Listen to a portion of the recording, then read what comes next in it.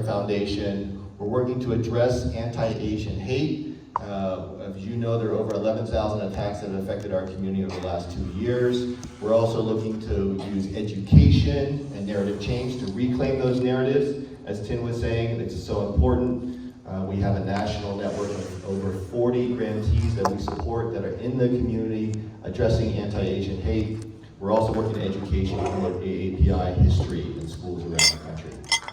But today we're all about the kids. I have 2 kids who are 20 and 22, so just a little bit older than these kids. So I try to stay relevant and talk to them and learn all the cool lingo, and so I'll do my best. But when we kick it off, I'd like each person to talk about, give us your name, your age, and your location. And then most importantly, what issue or issues are you most concerned about in your community?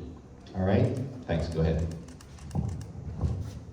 Okay, so my name is Andrew Lee. I'm 13 years old, and I will be going to 9th grade at the Bellarmine College Preparatory in San Jose, although I live in Cupertino. Regarding what issues I'm most worried about in our modern day, I would think the number one issue I want to address is mental health and the stigma against just casual learning. Because I was in the private school system basically my whole life, and the hyperfixation around getting A's, getting 4.0 GPA, even in like 6th grade, I saw this hyperfixation around grades in my school. And as I'm going to high school, I plan to be a part of like student government. And one of the issues I want to address first and foremost is to change the culture around what is considered like a good grade, what is considered successful. Because right now, it's 4.0 GPA or forever trapped behind a McDonald's cashier. Thank you, Andrew. In case you couldn't tell, he is an inspiring lawyer. So, so my name is Audrey Bai. I'm a rising senior at Stanford Online High School. And I think a lot of issues are very important, but the ones that I have mostly been focusing on would be the environment and education. The environment is pretty obvious. We don't want to live in like fire or like hurricanes. And as for education, I think everyone should have the ability to move up, the whole American dream thing. And I think everyone should have the ability to pursue what they want to pursue and be a doctor, a lawyer, or like a politician, or a lawyer. Oh, I said lawyer twice. Anyway. My name is Ellen Zhang, and I am a rising junior at Archbishop Mitty High School. And the main issue that I like to focus on is healthcare, and especially prices of healthcare, because I have type 1 diabetes, and luckily my family is fortunate enough to have health insurance. But even though there are times where I run out of insulin and I don't get prescribed enough, and I have to go into the pharmacies, whatever, contact my doctors, just for a tiny bottle of insulin that could last me maybe 2 weeks for like more than $1,000. So yeah, healthcare. Hello everyone, my name is David Liu. I'm a rising freshman here at Crystal Springs. The issue that I think is most concerning is probably housing. If you go to San Francisco, you can see many people on the streets, and these people, many of them have mental issues or have substance abuse issues. So I think that's very important in our modern world. Hi, my name is Katrina. I go to Castellia in Palo Alto. I'm a rising sophomore, and I think that the main issues that I'm concerned about are kind of like our environmental climate, but also kind of like racial and gender equity. I feel like are very important. Wonderful, thank you all. And we're going to have a very free-flowing discussion, so I'll ask some questions, and apparently they have some questions for me, so we're just going to kind of go with the flow here. So tell me about what brought you to this event this week, and what are some of the learnings you've gained from this event, and how has it furthered some of your thoughts and dreams for the future? So yeah, maybe why don't you go first? Sure. So I came here because I think politics is very important. Politics is how you create like a real lasting change. Like you can talk to people, but ultimately I think policy decisions are the way to make a permanent and like a big change. In terms of like education and the environment, like for the environment especially, you need like actual policies to improve our world and to like make sure that it doesn't like explode. So I think I want to be able to create policies, or at least to be able to influence it. And I think like what Don does, creating events and donating to them, and like bringing these people together to like think together and to create movements together. I think, no, I mean, I want to be able to do that, and I think that's very important. And I mean, this week we've done a lot of learning. We've heard from a lot of campaign managers, AI stuff, which is like the future. Thank you, Vera. So yeah, I think we've done a lot of learning, and we've gone to 2 different like mayoral like offices and like city centers. I think that was also like a great way to see how the government actually runs in the real world.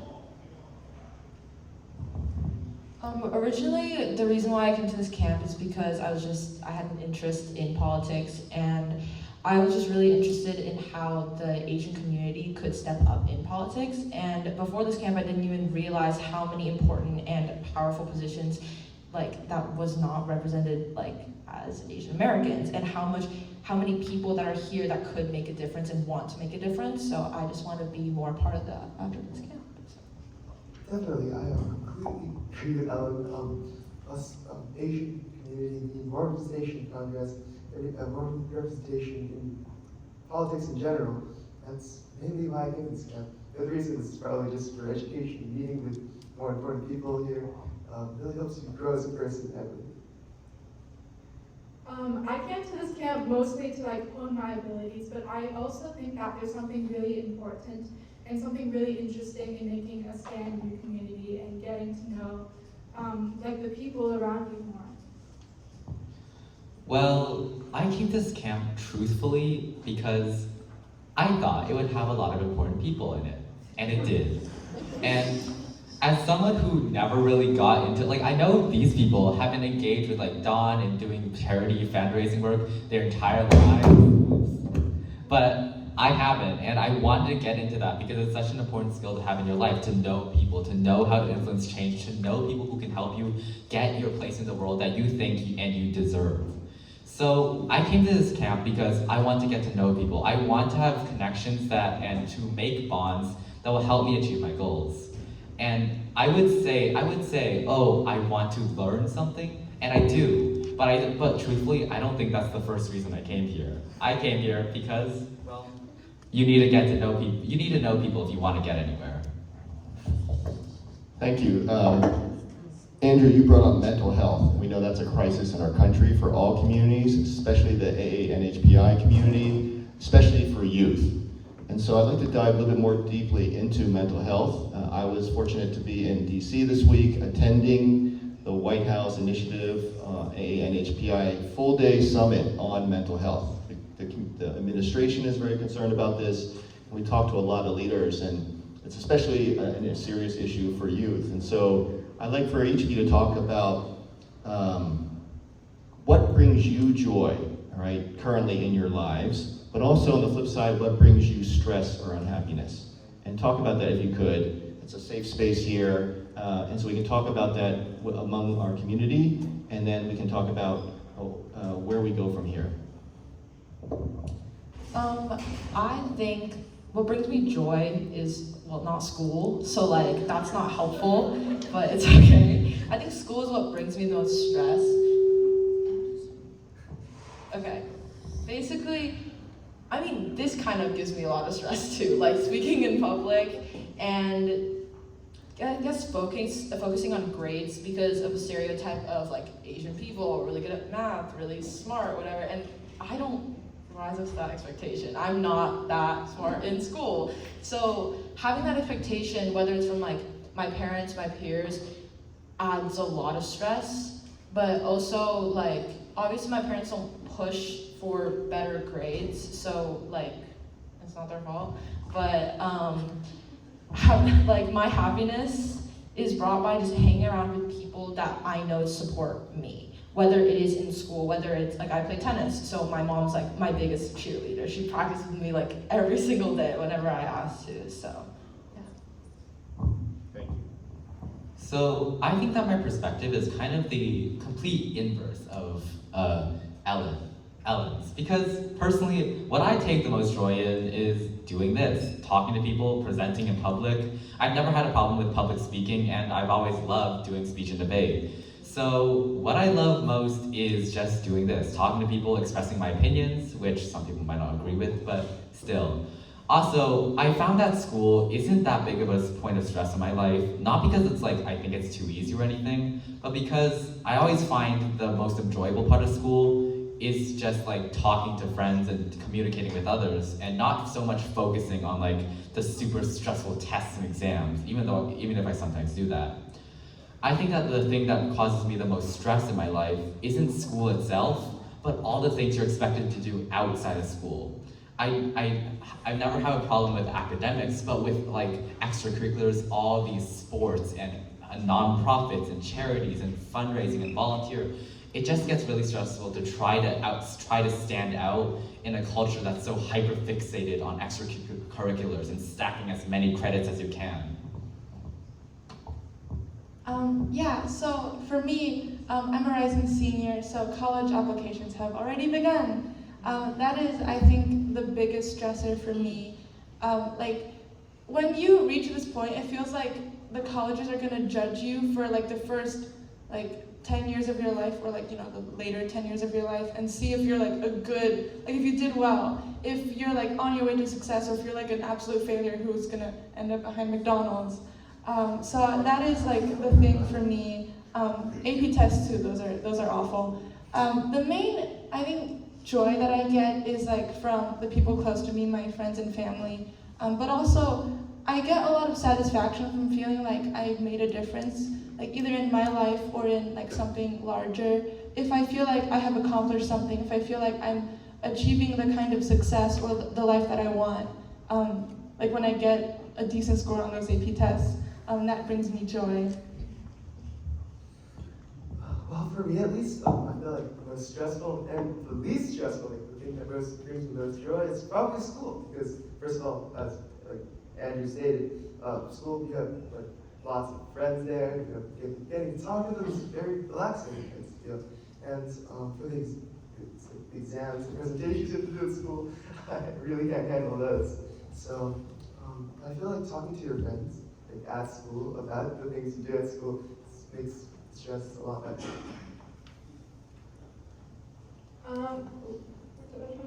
Okay, not so. Anyways, I think that the things that bring me the most joy are definitely making a change, and especially for the positive, and really getting involved and things like that. But also lots of normal and small stuff, just hanging out with my friends and talking to people and watching movies and things like that. Things that bring me stress is like everybody else said, it's definitely the main factor would be school, and that's kind of our world right now, I guess, is people are telling us, teachers, friends, parents, everybody, is that your whole life and your whole future is in the palm of your hands right now, and everything that you do right now decides what happens to you in the future, decides what education you have in the future, and what kind of life, what kind of job. So I think that that's what everybody, especially in our generation, is most worried about. And you can tell that Andrew isn't worried about school because he hasn't entered high school yet. Thank you. What I want to get to next is kind of about the AA and HPI community, and what is it like to be AA and HPI now in your schools. Obviously, many of you, most of you live in California, so we're fortunate. This is a very open-minded, somewhat diverse society we live in. It's a bit of a bubble, we all know that. But what is it like for you to be AA and HPI? And to what extent have you experienced anti-AA and HPI bullying, microaggressions, major aggressions, violence, etc.? Just talk about both sides of that, being AA and HPI for you, and then also what has been your experience over the past few years, especially. So, like you said, we live in the Bay Area, somewhere which is, and especially me who lives in Cupertino and goes to private school, it's basically all Asian. But even not in the Bay Area, with all the places I've lived before, I've lived in Asian enclaves everywhere I've lived before, so I haven't had that much experience with anti-Asian rhetoric or with Asian hate. But what I have noticed in a majority Asian school isn't like racism from outside races against Asians, but rather it's like there's a lot of infighting, I feel, between the AIPI community, at least in like the middle school stage, which I guess is expected. Like, the Indian students would call the Chinese students dog eaters, and even the Indian students will call each other monkeys.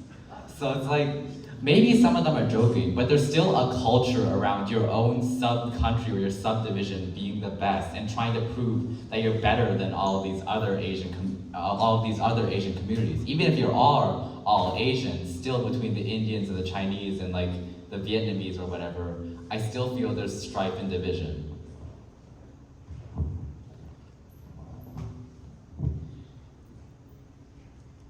Being Asian American in the Bay Area, once again, it's very bubbled. So I attend MIDI, and the main student body I think is still white, if I'm not incorrect, but there are still a lot of Asian students. But in my middle school specifically, it was a small, very, very like white middle school. So I was never like, I guess, bullied for being Chinese or being Asian American. But like microaggressions, like this is a very common example that I feel like most people have faced. It's like, I bring Chinese food to school, and obviously we eat some foods that to white people are not normal. So it smells weird, it looks weird, and obviously people comment on it. And I'm not sure, it goes back to Chinese stereotypes of like grades and all that, and it's not like a microaggression, but it makes me feel uncomfortable that they expect so much from me, and they don't know me. They only know that I'm Asian, and that is it. And they compare my test scores to theirs, and somebody, this kind of makes me upset, but like, somebody got a better test score than me, and they ran down the hall shouting that like, they were like better, so. I got a better score than the Asian. I think that, you know, like everybody else is saying, we live in the Bay Area. A lot of the population is Asian. And also, I go to Castillejo, which is a very diverse school. And especially because we're like the newer generation, we're a lot more aware of things like race and gender. So really, like, if you were discriminated against in your school, the person who discriminated against you would probably get bullied more. But there is this thing where we do center a lot around our identities. We have, you know, like Chinese Plus clubs and GSA clubs and things like that. And, you know, like even me and my Asian friends, I'll like kind of be like, haha, you're Chinese, you're good at math, you know. But like when we're younger, of course, like there's a lot that's knowledge and education about that. So there's like this inherent feeling that you are a little bit different, especially like I was like, maybe there were 2 Chinese people in my class, including me, right? And whenever somebody would like discuss something regarding something Chinese culturally, everybody would turn around and face me and look me right in the eyes. So of course there's like, everybody like really does focus around our identities, but I think it's less about our identities because of where we are and because of, you know, this age. I've always been very sheltered, I believe, ever since I was in elementary school, even like kindergarten. I felt like everyone around me was Asian, like every single one of them was Asian. That's why I attended the same middle school with Andrew. I can describe that everything he said was true. Many of the Asians called themselves like racial slurs, and yeah. As for living in the Bay Area, well, I think we definitely live in a bubble here, many Asians. So same as everyone, I would say I've had overall a very sheltered life. I haven't really faced discrimination, at least certainly not open discrimination. I do remember that in elementary school, I went to a German school, so they taught everything except science and English and German. And we did have this one teacher, and I don't know if she was racist, but our class had 3 Asian students, and she had a serious issue with all of them. And she kind of ended up like getting everyone to leave that school. But it wasn't open, so like I don't wanna like accuse her of like trying to chase away every Asian person from her German school. But like I didn't really notice, like I didn't really realize the racial, I like didn't see race. I was so sheltered until like last year when my parents were like, you know, your teacher, we think she's racist. And so I've been pretty like happy, I guess. I don't know what I'm trying to say, but yeah. Yes. Oh, thank you for sharing. I think sometimes we don't realize we're facing racism or discrimination until afterwards, and then as you think about it, I mean, that sounds very clearly to be racism, and being more aware of that is important, so the next time it happens, you can be more attuned, and you can take action, you can report that kind of behavior to the right authorities. So part of it is just being aware.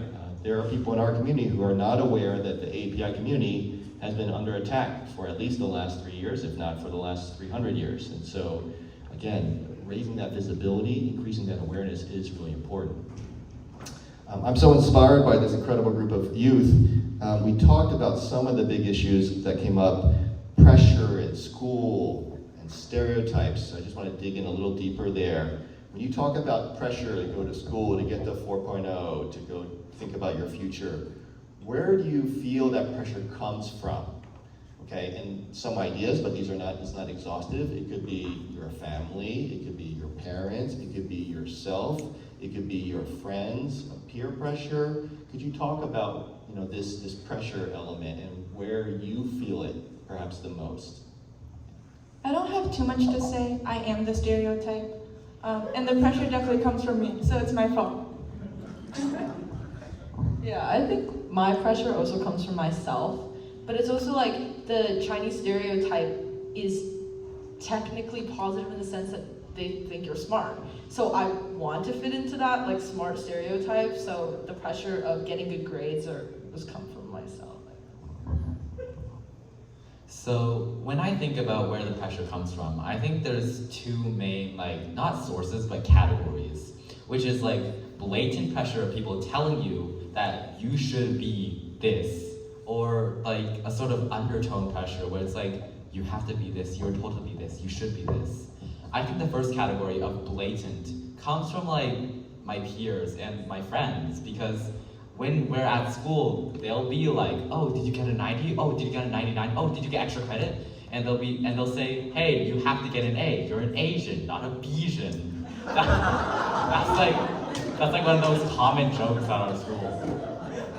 And it's just even if some of it is read as a joke because it's so common, a lot of it is still reinforcing that blatant pressure of be this. And then the second category of undertone pressure that's underlying everything, that I think does come from our families and the culture we grew up in, where no one really says, well, at least at least they don't say you have to get an 100 or I'll throw you out of our house. That is a stereotype, but it's not true. No one actually says that. But it does feel like that, because even if they don't say, we'll disown you, you still think that because that's what you grew up believing and what you grew up being told by stereotypes in the media around us. Oh wait. Oh. All right, so in the beginning, it's probably my parents. Originally, that was it, but later on, as I progressed through school, I feel like I had higher and higher expectations for myself, and I feel like about now, it's mainly myself. At school, there's also a bunch of peer pressure, like Andrew described. Many people would compare each other's scores and look for about 1 point difference. So it's definitely very stressful. I think that in the beginning, I think I'm too close to the speaker.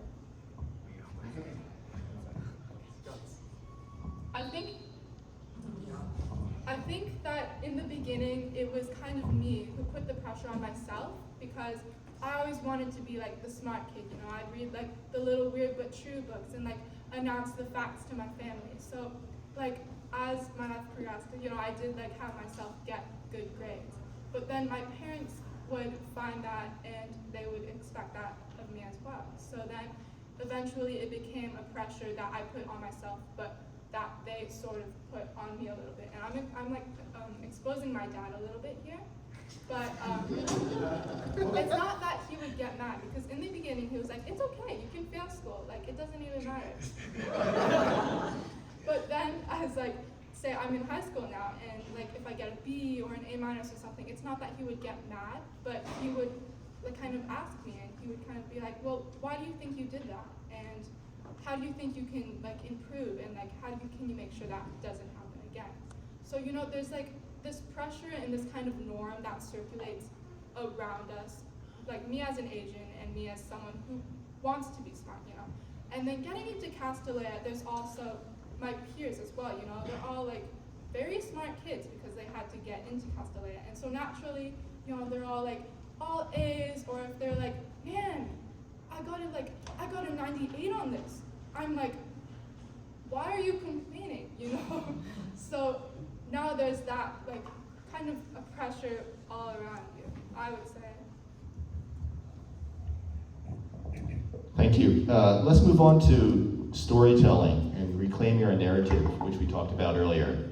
At TAF, we believe in fighting anti-Asian hate, but also promoting, as I said, AAPI education. But the bigger impact we want to see long-term is actually in terms of narrative change and storytelling and overcoming these stereotypes in our community.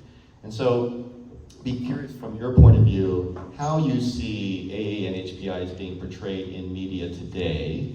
You know, we have Everything Everywhere All at Once, we have Shang-Chi, we have a whole bunch more representation than when we were kids. So how are you feeling about AA and HPI representation today in the media, in books and TV and movies, and where do you hope it goes going forward? I'd love to hear your thoughts. I would just like to continually see more Asian representation. And even when we were watching like Disney princesses, like Mulan was always my favorite. Like whether she was like Asian or not, she was the one who like battled back. She didn't just wait for a guy to save her. So I guess all these shows and media do truly have an impact on whether your childhood or how you view yourself in your future. So I would just like to continually see more Asian representation online through media, like through social media. I want to see like a beauty standard that fits me, that doesn't have to be this like white girl with blonde hair, blue eyes, like, because I can't change that and I don't want to fit into that. So I am very uncaught up on the recent media, so I think I'll just focus on what I would like to see. I think one of the most important things that we should focus on is to combat the idea of Asians being a monolith. First of all, there's a lot of different nationalities within the AAPI community, and we represent like one, maybe a little bit more. And I think it's important to like know that even within these nationalities, like everyone is different. And I think it's important that Asians are viewed as like complex, and we can be like, just because you saw an Asian doesn't mean you know Asian people, because there is no such thing as Asian people, like this one kind of human. And that's also part of like the whole out-group, in-group, because usually when people look at, like, we are different and unique, but they are like that one thing, and like I kind of know like they're just this deal. And I think it's important that we see Asians in diverse roles, and like basically everyone in diverse roles, and combat the idea that people are simple, or that a whole group is just the same. Okay, so I won't claim to be colorblind. I mean, I won't say that when I'm watching a show and I don't notice any of the characters' races. But I will say that normally it doesn't really affect my perception of them. I don't automatically like an Asian character just because it's Asian. Like Ellen said, Mulan wouldn't be my favorite Disney princess, even though I don't have one, just because she's Asian. It would be because of her character. However, I will admit that when I see Asian representation, I still like notice it more than others. I will still be happy. It'll just not be a major component. Like, for example, a few months ago, I started watching Futurama, even though it's like a really old show. And when I saw the Asian character, I think her name was Amy or something, say, hey, yeah, I was like, oh, I do that. And like, it was my representation, and I didn't like automatically like her, but I still thought it was like an amazing thing to see something I do projected onto a screen in like modern media. Well, not modern, but like mass media, mainstream media.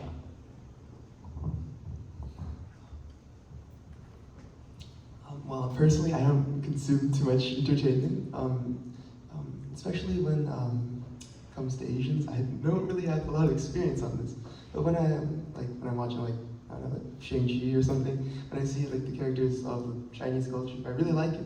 When I was young, my dad and I really liked Kung Fu Panda, if you know what I'm talking about, because of all the Asian culture shown in there. So that's what I really like about it.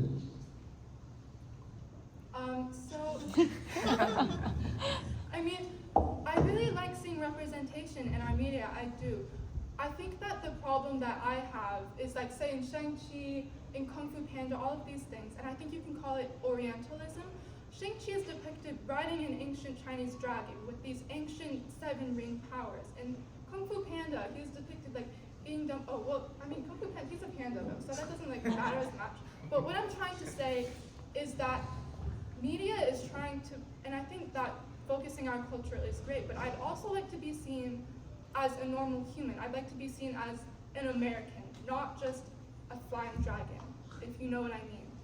And then another thing is, like, I do think representation is great, okay? And I would like to see a lot more types of Asian, because right now we're only seeing Chinese, Japanese, Korean, but we're not seeing like Malaysian or like Filipino or like Indian or things like that.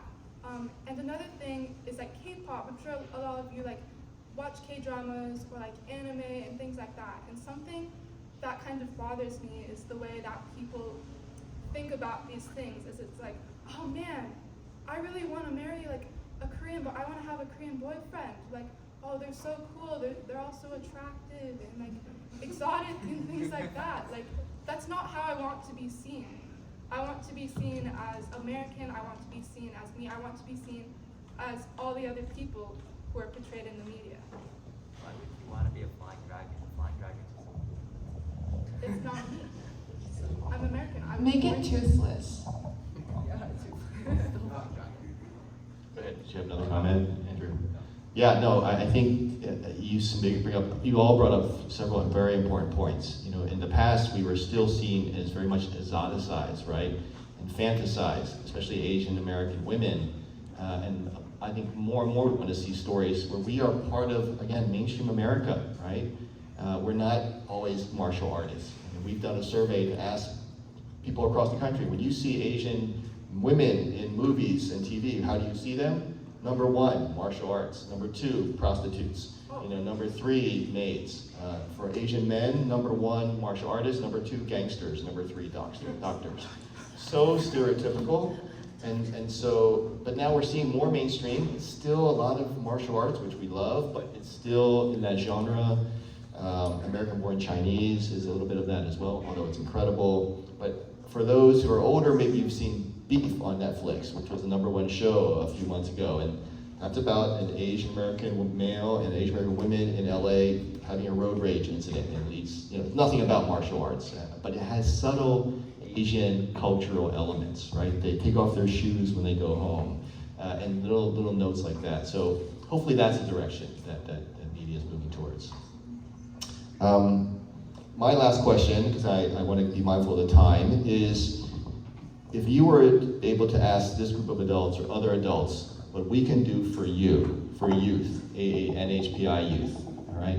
What would be on your wish list? What would you want adults to do to help support you in your dreams and your pursuit of your future? Don and others here have done incredible service to help organize this event, to expose you to incredible candidates and leaders in our community. But if you had a wish list, what else would you ask adults to do for you? This is your one chance. How about you? I would say, first of all, keep doing what you're doing. I think so many people are trying really hard, and I really appreciate that. Second, I would encourage people to listen to us treat us as adults when we're talking about ideas. Yes, Don, you do very much. I think, we have a perspective, and it might sometimes be wrong, but we can still come together, discuss, and come up with something that we can do together. I think other than like to us directly, it's just keep going for main leadership positions, because what's gonna help me is seeing people who look like me have leadership, have power, and be able to create change. And also like be getting treated like an adult, because yes, I'm a kid and I am 16, but when we're talking, although like I might not have as many years of experience and wisdom, but like I still have an opinion. And as this generation grows, like we definitely have a strong opinion and we have strong ideas, whether it's new, whether it's wrong, but we have our opinions, and I think that it could really make an impact. Well, this is kind of like what Audrey said, but I see that a lot of you in the audience are like parents who have, maybe some of your kids are in this camp, or maybe you're just like happen to be parents and also politicians. But what I would ask for adults and parents is to treat your kids not like something you can live vicariously and succeed vicariously through, but as their own person. I may be only 13, but like I am my own person, and I know when, okay, not to blame my mom or anything, but like I can tell when parents try to force their kids to succeed because they want to succeed. And I don't say my mom does that, but it's just something I see a lot throughout my friends, through my peers, through my fellow students at my school. I see that a lot of them want to succeed not because they really want to be a doctor or a lawyer or be rich, but because they think that's what their parents want. So listen to your kids, treat them like their own person, not like something to live through. I think the thing that would most benefit me was probably education. Like, for example, Don is doing amazing. He's hosting this camp for us to gain experience. But just like fair school admissions based on merit rather than race, I feel like just continue to fight for that. And that's all I want. Like, I don't want it to like speak again. I think that for me, like just being here is great. This is like what everybody's doing is right now is great. Like providing us opportunities and providing us like experience and insights on what we want to do, and just supporting us, continuing to support us and give us opportunities. And like what Andrew said, to add on to it, there's this quote, and it's, "The greatest burden for a child to carry is its parents' unlived experiences." And I think there's something really important in that, because you should not live through your child. You should let your child live what they want to live. That's my perspective on things. And in addition to that, I think that it's also very important to like view us and respect us as, like equals to you guys, because although everybody here, like the older people here than us, have more experience, they have more insight, and things like that, we also have our own perspectives based off of what we've seen as youth. And so I just like people here to kind of respect that and kind of think about what we have to say. Before we thank our incredible panelists, I want to open it up to the audience and see if you have any questions for this group. These are all the questions I wanted to ask my own kids, I've never done. So this is a great opportunity for you to ask these questions of these kids. So please, anyone who want to ask questions, please, go ahead, you first. Thank you. Just speak up. Thanks. Yeah, like you said, the question I want to ask my kids, they don't want to talk to me. So this is serious, right? A couple weeks ago, the Supreme Court passed ban affirmative action. That will have direct impact on you. I believe many of you will be on that admission committee list, right? So I'm curious about your opinion on that Supreme Court decision. Andrew has a lot to say about this. What? You had to take the microphone just to say that? Okay, well, obviously, I'm happy about the affirmative action decision, because obviously, I have a better chance of getting to a school now. I won't have to be compared just because of my race. I can just have the merits, have the ability, and I'll get in. But I don't think it's just Asians and like white people that are benefiting from this. Yes, they were being detrimented when affirmative action was in place, but they're not the only ones that are benefiting when we repeal affirmative action. I've heard a lot of discourse, like online and in the news, that affirmative action isn't doing as much for like those minorities, those blacks and Hispanics, as they think they are.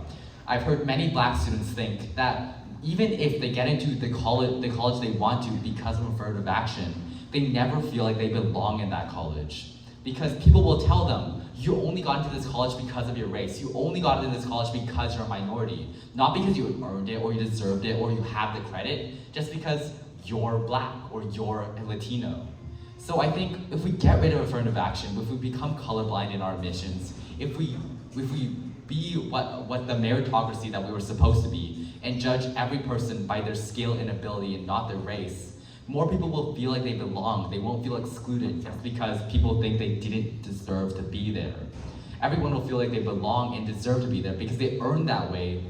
They earned their way there through their own merit, not because of the race. And other people won't think that they got in because of their race.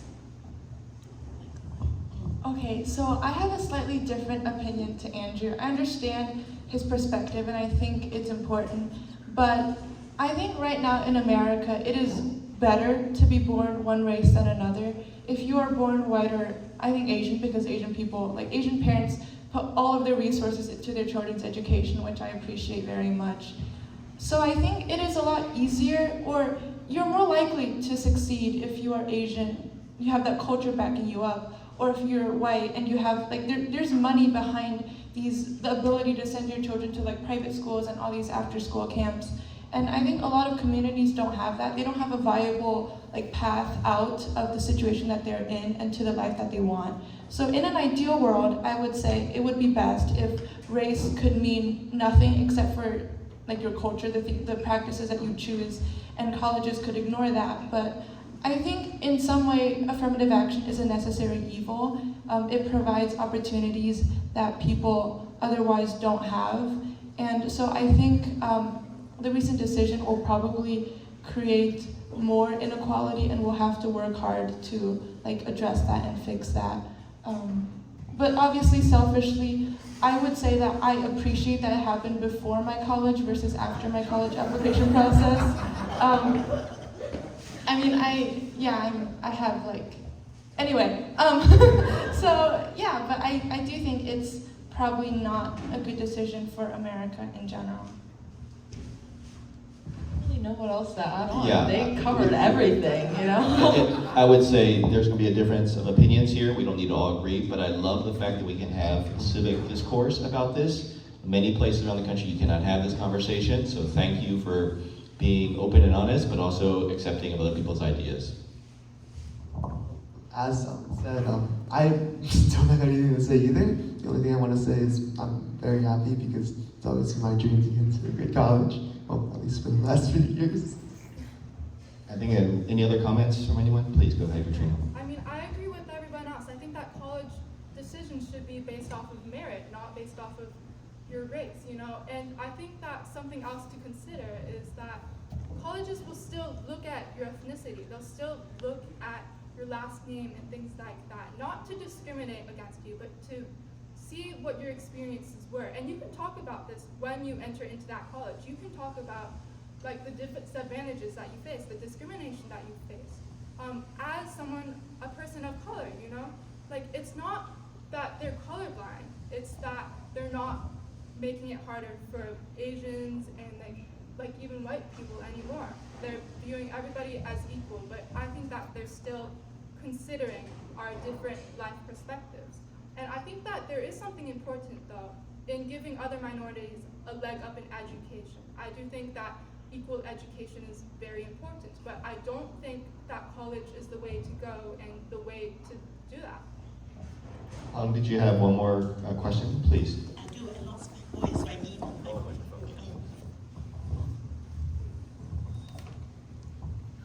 So I was a school board for 11 years, so I talked to a lot of parents. Your parents just want you to be happy. So if you tell them, I will be happy if I do this, they might want you to be a doctor, a lawyer, just because they want your life to be easier. But if you insist they will be happy for you. So be yourself and let your parents know, I want to do something I love to do, so it's not work, and they will accept it. If they don't, let them talk to me or talk to another person. The second thing is, a good college is any college that you go to if you participate. You can go to a good college and you don't participate, it's not a good college for you. So don't be stressed about application for colleges. You will go into a college and learn and be successful in any college you go to if you participate. Make friends, talk to professors, and learn what you love to do. So don't be stressed about college applications. Great, thank you for those very inspiring and warm words, and perfect way to end this session. Can we please give a round of applause to our incredible panelists?